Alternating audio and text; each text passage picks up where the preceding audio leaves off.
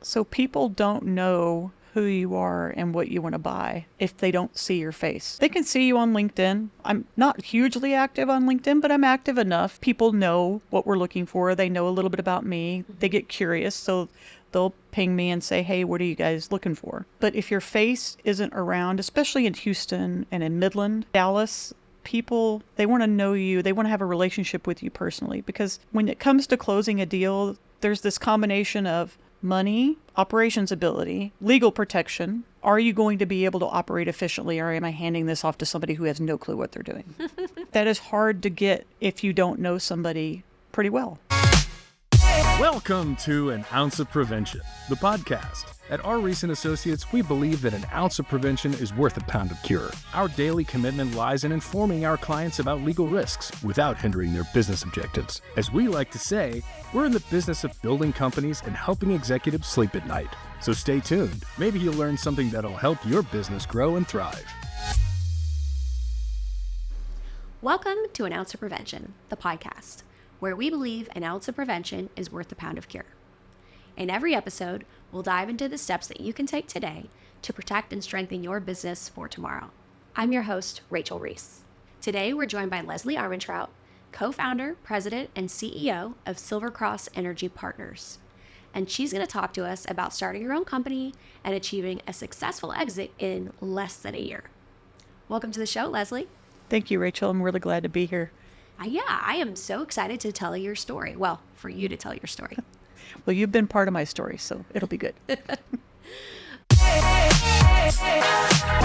Attention, all you deal makers in the Houston area. Get ready for the inaugural Dealmakers Haunted Hall Gala on October 23rd at Meow Wolf Radio Tav.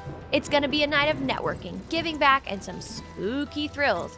The Dealmakers Haunted Hall Gala is your chance to meet with industry leaders while making a real impact on the communities we serve. This event isn't just about fun, it's about giving back to those in need. We're looking for sponsors to help make this event a success. With sponsorship levels ranging from $2,000 to $5,000, every contribution goes towards supporting local communities and making a difference where it matters most. The more sponsors, the greater the impact. We need your help to make this unforgettable. Visit www.rreeselaw.com for information about events, tickets, and sponsorships. Email rlampier@rreeselaw.com to sponsor and be a part of something bigger than just an event. Let's make Halloween one to remember. Dealmakers Haunted Hall Gala, where the networking meets charity in the spookiest way possible. Okay, so before we get to talking about your very successful exit, let's talk about your background a little bit and how you came to found your own operating company. Tell me a bit about that. So I have been in oil and gas literally my entire life. Grandfather, great-grandfather, my dad. I went to school at Mines on a Sid Richardson scholarship. A what? A Sid Richardson scholarship. Okay. So if you're familiar with Sid Richardson, he's one of the three founding, like the Bass brothers. They literally started the Texas oil industry. And my grandfather worked for him in the oil fields in Sundown, Texas as a mechanic in the 40s. So it runs in the veins. Even though my dad tried to get me not to be a petroleum engineer, it obviously didn't work. So I went to school at Mines, graduated in 96, got my first job in Midland, Texas, Texaco. Was a production engineer in the field, where my boss was my foreman. I went from being a production engineer in the field to being a reservoir engineer in the office. You know, I go into reservoir engineering and the merger happens, and I didn't understand as a young engineer why Texaco would want to be bought by Chevron. And I decided I wanted to go back to school to get my MBA. That's how I got my business background. And Chevron moved me to Houston in 2003. I got my petroleum engineering degree. I started telling rigs where to go when I started being a reservoir engineer, and I was hooked. I had an opportunity to be in a PE group for the director of engineering. And so that brought me into the finance world. Banks, figure out how to get funding. Went through the downturn in 15, 16. Went through a couple of different jobs, moving up into companies, leading bigger teams. And then in 2022, after working as the corporate reserves manager for Encino, I ventured off to run a small company with a good friend of mine. Learned a lot. Learned what's important to me. And in 2023, early 23, I started Silver Cross Energy Partners. Travis joined me in March. I think I started in February. Travis joined us in March. Danielle joined in April.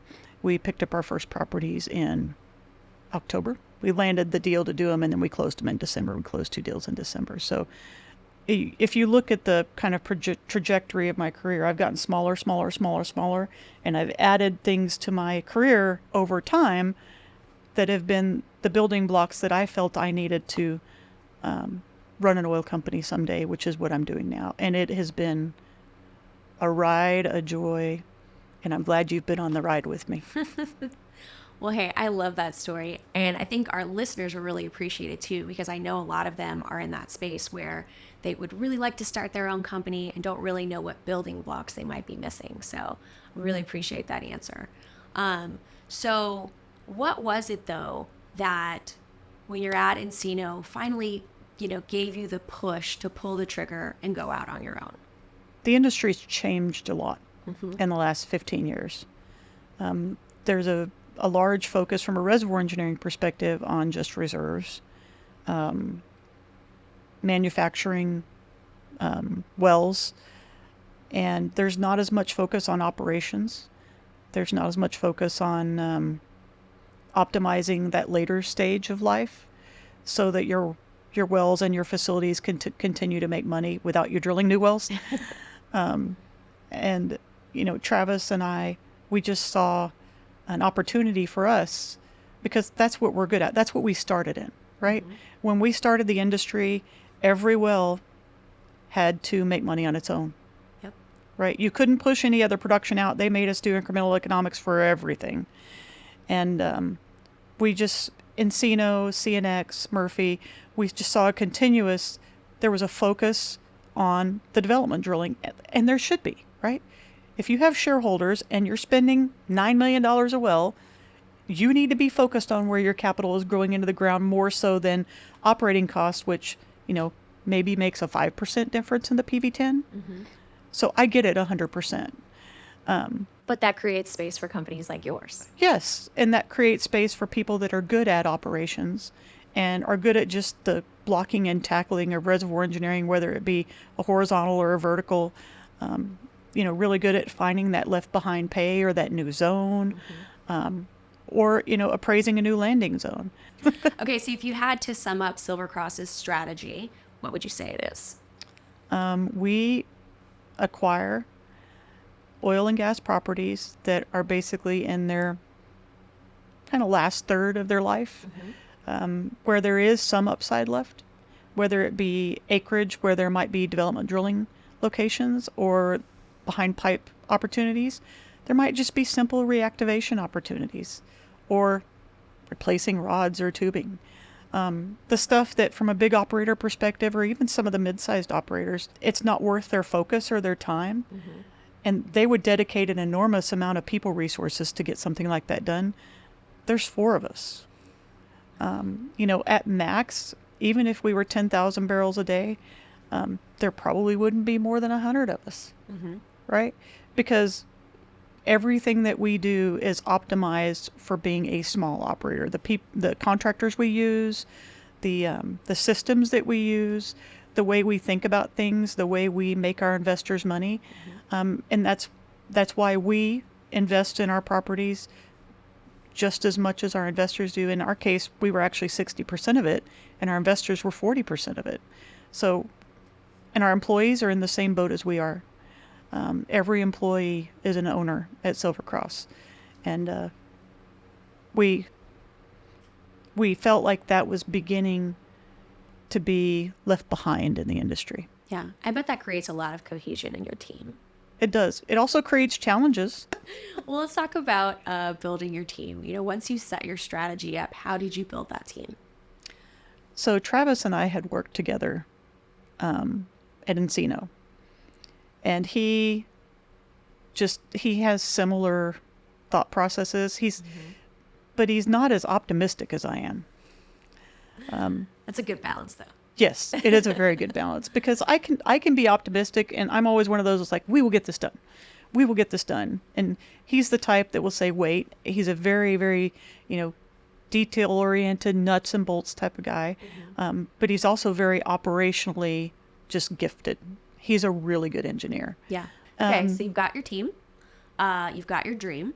Do you look for assets next or investors? Because I know a lot of people get hung up on that sort of chicken and the egg scenario. That's a hard one because you've got to look for both. But on the asset side, that is your primary responsibility. But you have to have direction as to here's what I'm looking for and here's what I'm not looking for. So early on, Travis and I came in and said, look, we are not going to be doing development drilling. We are not a 5-pad a year company. At most, we would be 1 pad a year, and that would probably be at least 1.5 to 2 years in if we did that. And even if we did that, we're not going to hire drilling engineers to do it in-house. We are going to hire friends of mine that run companies in the Permian Basin or whatever basin it is, that's what they do. Like, that's what they enjoy. That's what they're good at. They don't want to operate wells. They want to drill and complete wells for the lowest cost, get them online, and hand them off to you. So we tend to not do a lot of acreage deals. Yeah. But being very clear about what you are and what you aren't. We are a vertical, horizontal, doesn't really matter, PDP buyer. We would like for there to be at least half the wells operating. I would like for it to be in the Permian Basin, East Texas, South Texas, or the Eagle Ford. But we'll look at stuff in Oklahoma, Louisiana, Arkansas. Here recently, because the market's been kind of poor, we've ventured off into looking at some royalty and non-op deals in other basins that we've worked before. Yeah.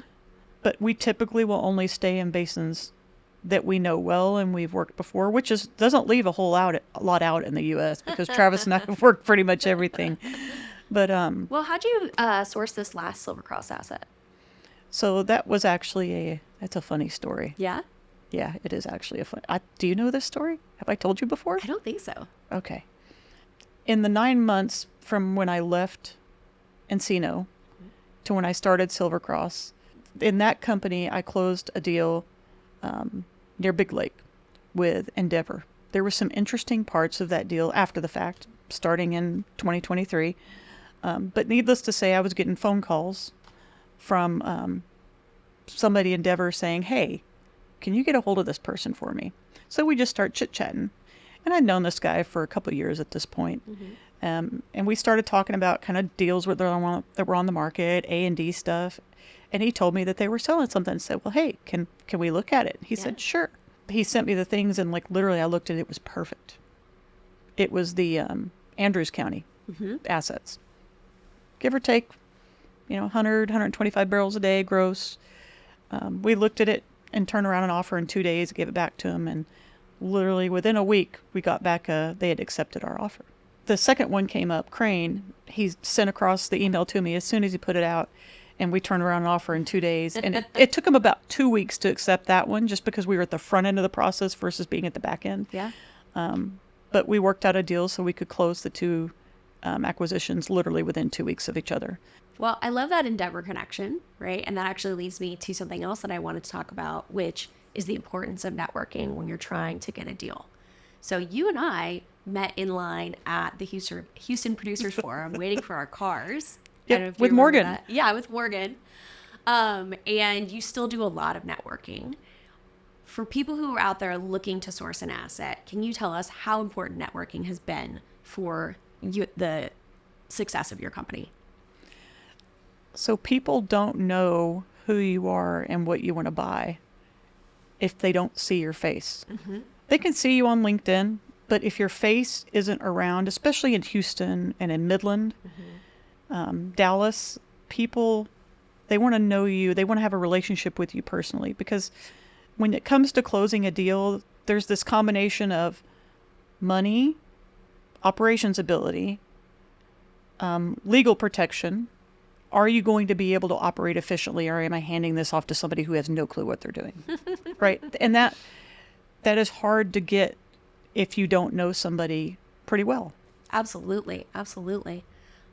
So talking about knowing what you're doing, when you get your first asset, what are some of the easy wins that you go for? Like you said, you hope that half of the wells are producing, but sometimes they're not, and sometimes it's not even that hard. So tell us some of those. Oh man, your first challenge is always going to be an SWD or an injection well. It is, because that's one of your biggest costs, right? So the easiest place to go and try to save money is just literally optimizing how you're running your tanks. Yeah. We had one of the tried to be a water flood in Crane County. The injection, the pumps wouldn't stay up. It took literally Jesse breaking them down. He had to call a friend to get help breaking them down. The easy and quick wins are just optimizing how you're selling your oil. It might be that your pumper is stacking oil in 3 tanks and selling it all at once. Well, if you're a small company and you need revenue now, you might get to the point where you're like, hey, let's sell a tank every 15 days and not like fill up all the tanks and sell them every month and a half, right? Cash flow. Yeah, it's simple, just managing your cash flow. In some cases, you've got just wells that are carrying a fluid level, and all it takes is listening to it. Literally, Jesse can listen to it and tell you whether it's carrying a fluid level or not, and just optimize it slowly, start speeding it up. We had one well that went from making like 9 barrels a day to making 42 by the time we closed on selling it. And then there's other simple things like just replacing rods in a well. You go from 0 to 5 barrels a day It's not nothing. for, I don't know, $18,000. So it might take a little longer to pay off, but every job that we do, we're looking at, hey, I want this to pay off in less than a year, preferably less than 6 months. Those are the easy hitters Yeah. you need to get coming out of the gate. Yeah. The easy and the quick wins are just turning wells back on, Turning wells back on. Yeah. fixing rod parts, tubing leaks, turning wells up, optimizing production. And, we went from when we first picked them up, the two together were making about 180 barrels a day. And by the time we sold, they were making 250. By about mid-year, we were around 220. Well, So we added about 40 barrels a day in the first 4 or 5 months. Yeah. Just by optimizing how we produced, and then optimizing how we spent money. Yeah. And that's just 4 or 5 months. But then 8 months after you bought it, you start getting offers. Oh yeah. What do you think prompted that? They were an operator who'd been in the area for a long time, who'd actually owned these properties in the past. What?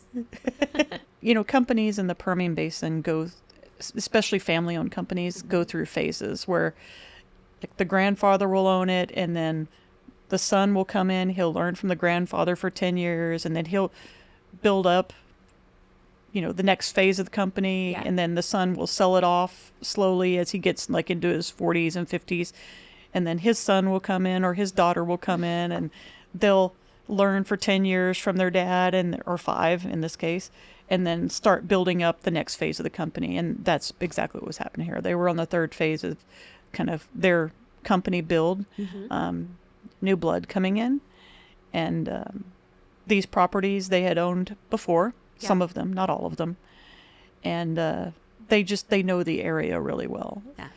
And it was one of those things where they paid a full fair price that was at least 3 times more than we paid for them. And while I'm not a seller, because I know that there was upside in the properties, Yeah, you guys didn't want to sell from what I remember. I did not want to sell. Yeah. There's not an ounce of me that wanted to sell. Well, what convinced you? I'm an investor first and an operator second, right? And my key shareholder sleeps next to me every night.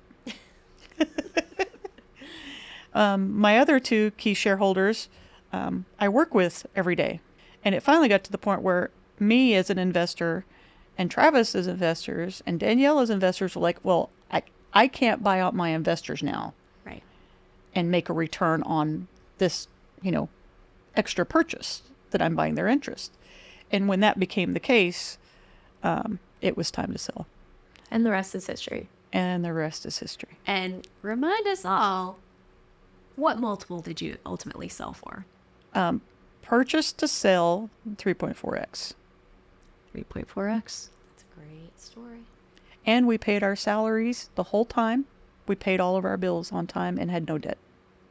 Well, that's a fantastic story. Now, I know this is just the starting point for you and your company. What's next? So we are looking for properties. Again, this market is more challenging than it was when we were looking a couple years ago.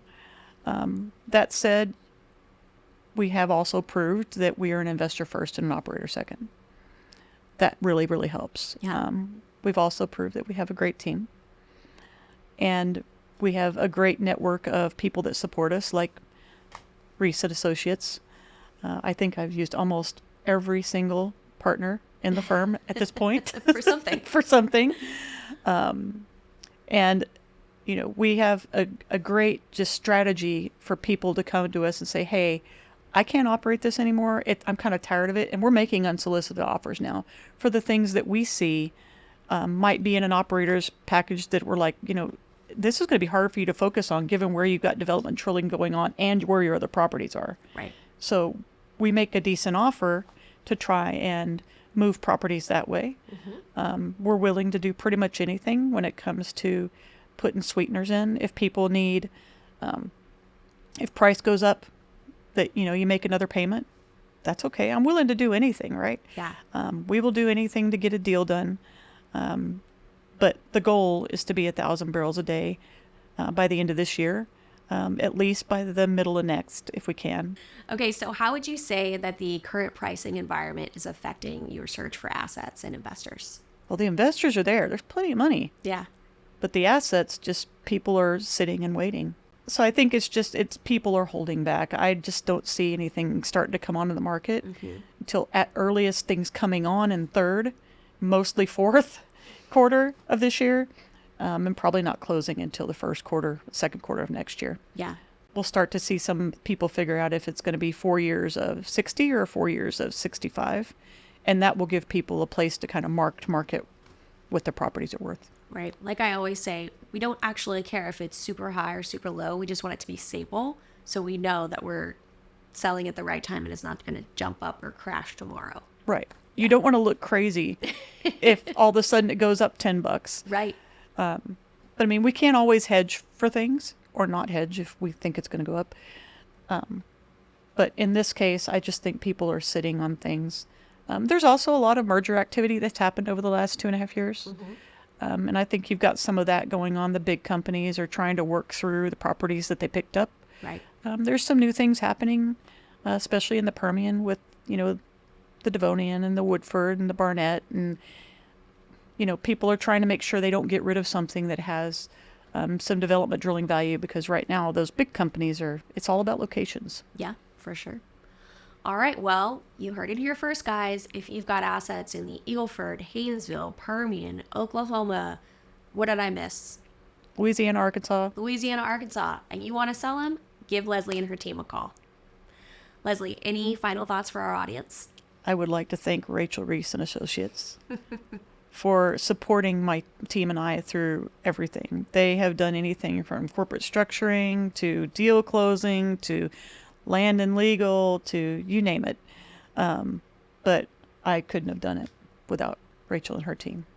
And she's also a great friend and has connected me to a ton of people. Well, we couldn't do it without clients like you. Leslie, thanks so much for joining me today. Thank you for having me.